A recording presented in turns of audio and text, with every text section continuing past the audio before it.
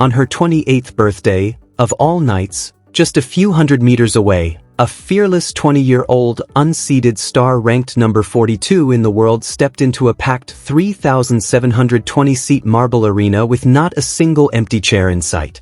This wasn't hype. This wasn't exaggeration.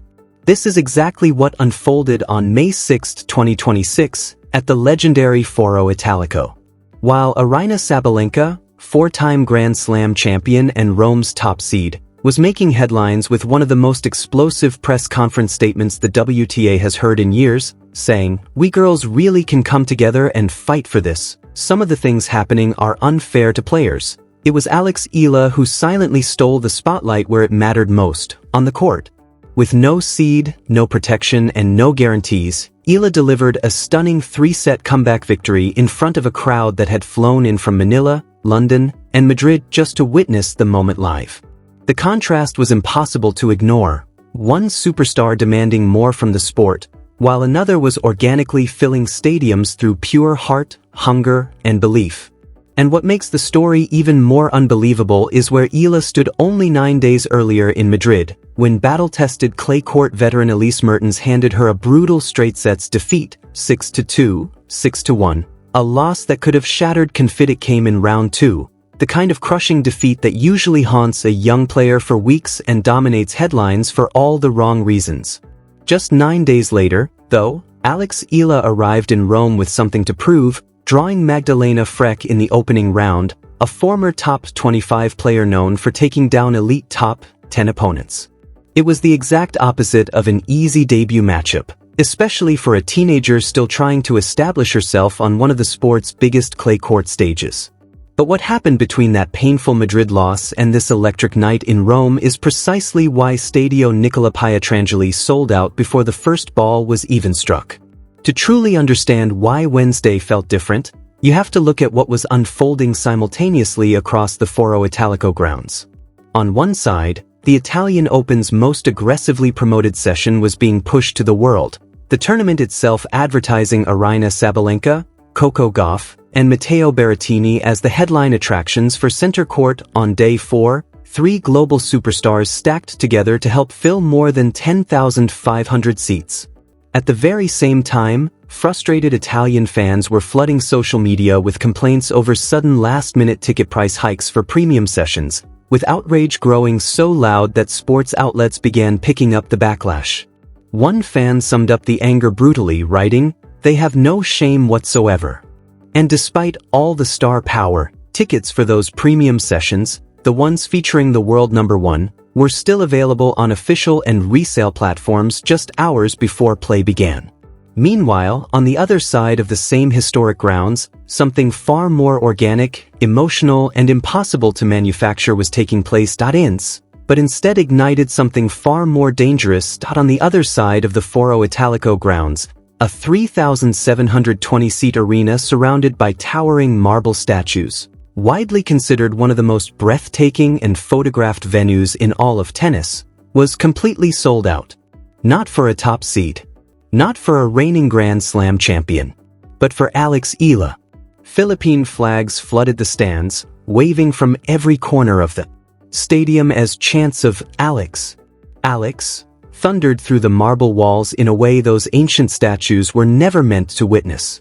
Veteran ABS-CBN broadcaster Diane Castilleo, one of the Philippines' most respected sports journalists, was there in Rome to experience it firsthand, and her emotional dispatch captured the moment perfectly in just 4 words: Pinoy pride in Italia. That was the atmosphere Rome handed to history on a Wednesday afternoon.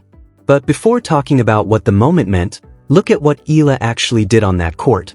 She stormed through the opening set 6-0, ruthless, clinical, overwhelming. The kind of performance that announces a player to the world before the crowd has even settled into their seats. Then Magdalena Frech responded like the experienced clay court fighter she is, disrupting Eala's rhythm, extending rallies, and taking the second set 6-3 to bring the match roaring back to life. The tension only made the crowd louder. Then came the deciding set. Eala fell behind by a break, and in another tournament, another season, or another chapter of her career, that could have been the end of the story. But this time, something had changed. She broke back with fearless shot-making, steadied herself under pressure, and closed the match out 6-4 with remarkable composure. Her first ever victory at the Italian Open was no longer a dream or a prediction. It was official, verified, recorded on the WTA stage for the entire tennis world to see. Right there in front of 3,720 fans who had paid whatever price necessary just to witness the moment live, Alex Eala stood calmly after the final point. No wild celebration. No dramatic scream. No performance for the cameras. She simply turned toward the crowd and offered a quiet wave, composed, humble, and completely earned. The stadium exploded for her anyway. And now imagine being a tournament director watching the attendance numbers arrive that very same afternoon. Your biggest court and most heavily promoted session required 3 global stars to help move tickets. Meanwhile, an unseeded world number 42 packed an entire stadium on her own without a massive advertising campaign, without giant billboards, and without the machine of the sport pushing her name every hour. The numbers told a story no press release could hide. And Rome wasn't an isolated case. Just weeks earlier in Madrid, the exact same pattern had already started emerging, with courtside seats for Eala's matches reportedly selling at premium prices fueled purely by fan demand and word of mouth. 2 consecutive WTA 1000 tournaments. 2 different cities. 2 electric atmospheres either sold out or nearly impossible to get into, all centered around a player who still entered the draw without a seed beside her name. First Madrid, then Rome. At that point, it stopped looking like hype and started looking like undeniable market behavior. And that's what made the timing around Aryna Sabalenka's May 6th press conference so fascinating. On her 28th birthday, the world number 1 openly addressed player compensation, telling reporters, "Without us, there wouldn't be a tournament and there wouldn't be that entertainment. I definitely feel like we deserve to be paid more." She doubled down moments later, making it clear that the players themselves understood their growing leverage and influence within the sport. "We might have to boycott. That may be the only way to fight for our rights." Those were the words from Aryna Sabalenka, and to be fair, there is real truth behind that argument. The women's game has long battled conversations around prize money, visibility, and commercial value, and Sabalenka is absolutely justified in demanding more respect and compensation for the athletes carrying the sport. But what made the timing so striking was that these comments arrived on the exact same afternoon thousands of fans were paying premium last-minute prices just to squeeze into a smaller side court and watch Alex Eala compete. The entertainment Sabalenka spoke about already existed that day, alive, roaring, and overflowing on Pietrangeli Court, and nobody needed a boycott to create it. Those 3,720 fans didn't show up because of a marketing campaign or a tournament promotion package. They showed up because they believed they were witnessing the rise of something special. The people inside that stadium had recognized the trajectory months earlier. In Miami, in Madrid, in those early round battles the wider tennis world barely paid attention to at the time. Now, as cameras begin catching empty premium seats elsewhere around the grounds, the rest of the sport is finally realizing what those fans already knew. And in a strange way, Sabalenka herself unintentionally reinforced the entire point. A 4-time Grand Slam champion. A long-time world number 1. The defining face of the WTA's modern era. When she speaks, the commercial machinery of tennis listens carefully. So when Sabalenka declared, "Without us, there wouldn't be a tournament," she unknowingly highlighted the very shift unfolding in Rome, because on that unforgettable Wednesday, one of the loudest and most passionate crowds at the Foro Italico had gathered not for an established superstar, but for a fearless 20-year-old unseeded player whose momentum suddenly felt impossible to ignore. "Without us, there wouldn't be a tournament." When Aryna Sabalenka said those words, they carried enormous institutional power. Coming from a 4-time Grand Slam champion and one of the defining stars of the modern WTA era, the statement demanded attention. But the timing created an irony the tennis world could not ignore. Because while Sabalenka was delivering that message to reporters inside a press room, a completely sold-out stadium overflowing with Filipino supporters was simultaneously proving that the energy, spectacle, and emotional pull of the sport could also be generated by a fearless 20-year-old ranked number 42 in the world, a player who had never even won a match in Rome before that afternoon. The authority behind Sabalenka's comments was real. But so was the symbolism unfolding only a few hundred meters away. Veteran Filipino broadcaster Diane Castillo, who has covered generations of Philippine sporting history and was physically inside Pietrangeli court that day, didn't describe the atmosphere with statistics or analysis. She captured it with pure emotion, Pinoy pride in Italia. And that matters.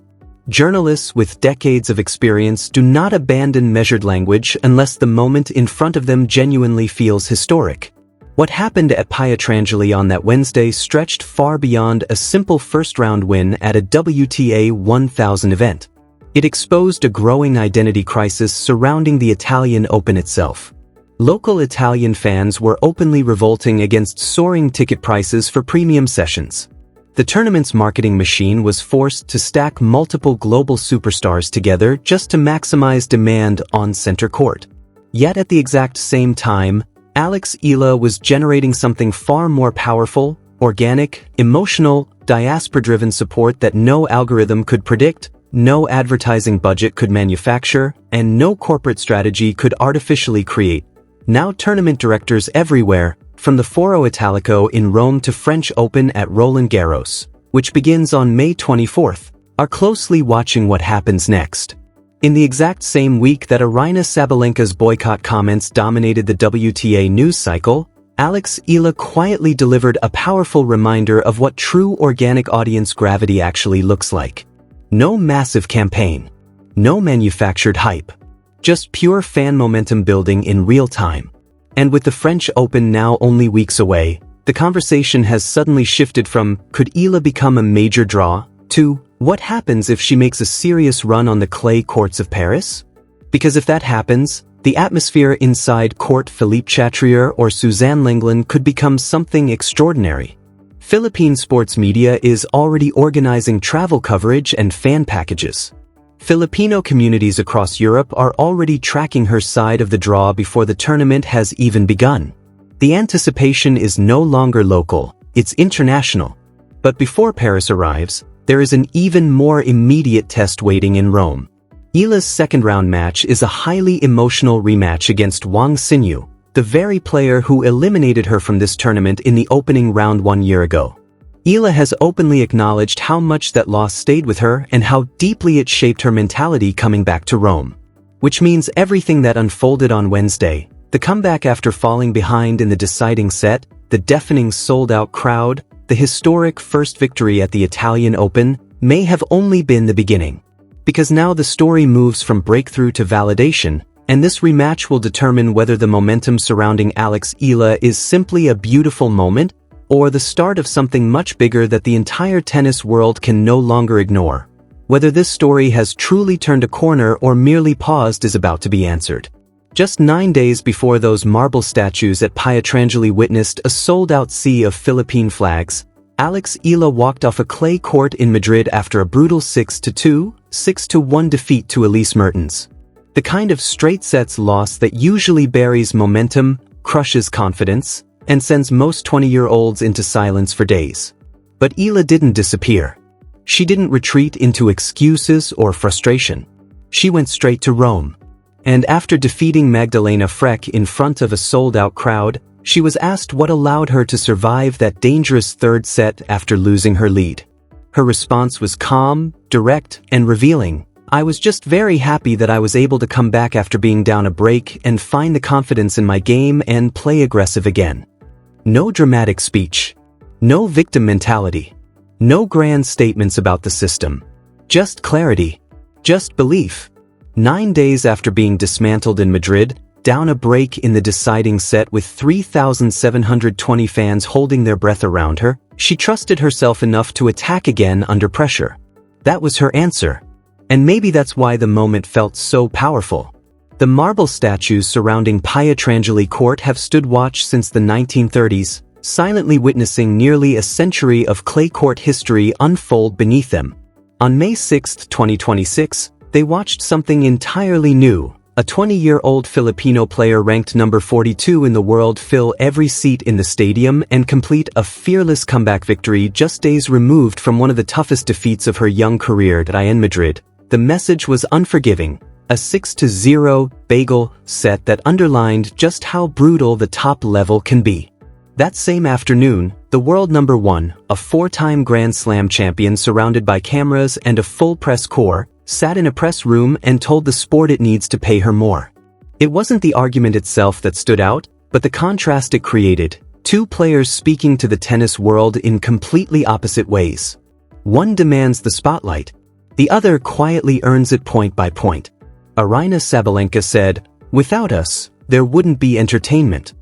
But in Rome, the entertainment was already sold out long before any headline was written. The rematch comes next. Wang Xinyu, the same player who ended Alex Eala's 2025 Rome campaign in the opening round, is waiting on the other side of the draw again. And if Eala wins, and center court suddenly becomes a realistic path into the second week, the real question begins to take shape. Can one unseeded 20-year-old fill 10,500 seats at Foro Italico faster than the sport's biggest star? And what happens to the ticket market if she does? Drop your prediction below. This channel follows every match, every ticket surge, and every press conference that ends up saying more than it intended. And with Roland Garros just weeks away, the conversation is only getting louder.